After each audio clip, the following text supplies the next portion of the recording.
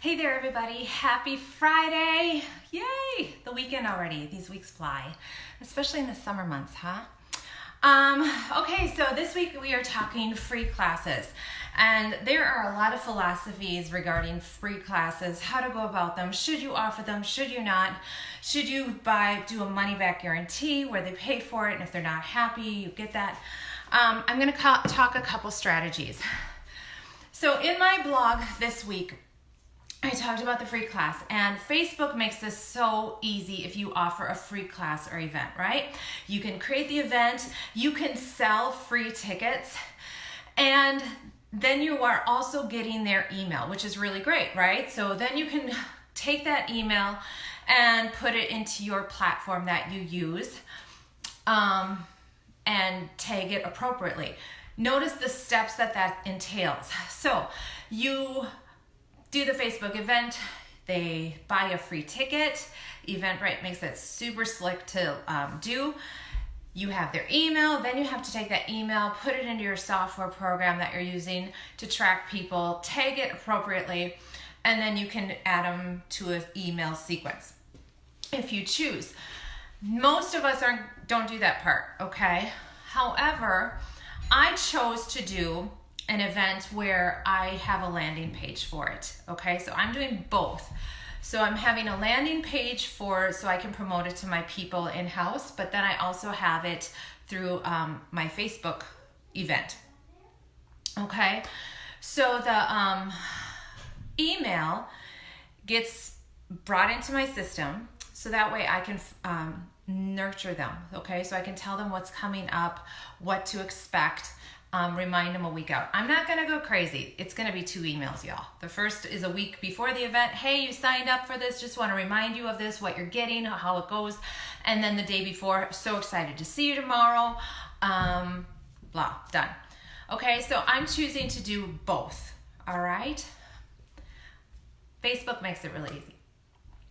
And that is what I'm doing for my events this summer. Okay. Now, what about this option? And I'm also doing this. So I have I'm highly distracted, even though I told them Mom's going to be on a video.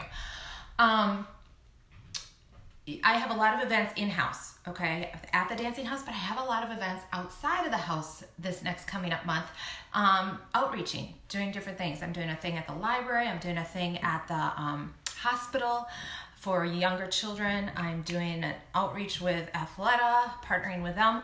So there's different ways to get the dancing house name out there. So with those are grouped together with them. We're both hosting the event. And then I am collecting the email and putting it into a nurture system. The other thing I'm doing is with my in-house stuff though, I am not offering free anymore.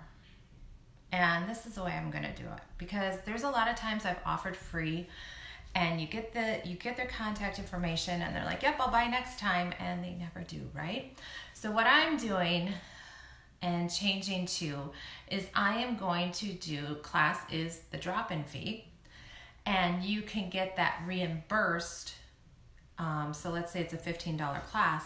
You come to the class, $15, and then if you sign on for a session, you get $15 credited towards your session. So it's like a free class. It just makes my time worth it, because there's a point when you can offer free so much and it's just like, come on, all right? And believe me, I'm the other way too. I'm like, oh, what's free? What can I get? So those are 2 different strategies. Another strategy I heard is money back guarantee, where it's just say, nope, this is the class. If you want to take it, awesome. But if you're not happy, I'll give you your money back. And to me, that just sounds great in theory, but for me, I'm not going to say I don't like it. Okay. I'm just going to not come back. All right. I'm not confrontational like that. So what works for you and what have you done? There's different ways to go about this.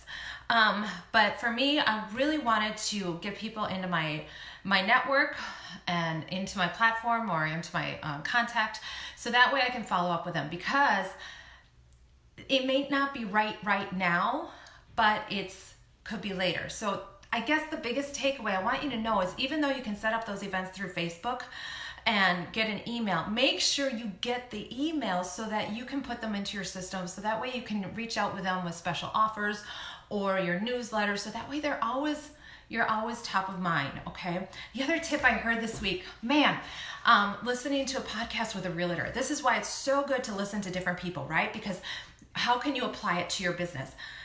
The realtor was like, everybody knows a realtor. I just need to make sure I'm one of the two people they think of. Because when you think of somebody, you usually have two people in mind, right? When you are getting a bid for your deck, you usually have two construction companies you're thinking of working with. You want to be one of those two people, right? Ideally the one, but if they're going to think of two places, do they want the dancing house or do they want so-and-so?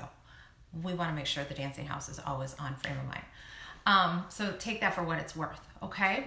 Would love to hear your tactics, tools for free.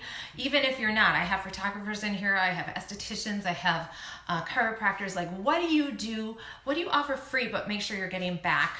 Or maybe you don't offer anything free, okay? There's that fine line too. You don't want to give away too much free. All right, so that's your tip today. I am super psyched. I am going to be on a podcast here coming up. Alicia Jonas, she is one of the dance studio coaches that I admire greatly, and she just asked me to be on her podcast. So I will make sure you guys all know about that when that comes out live. Otherwise, have a great day.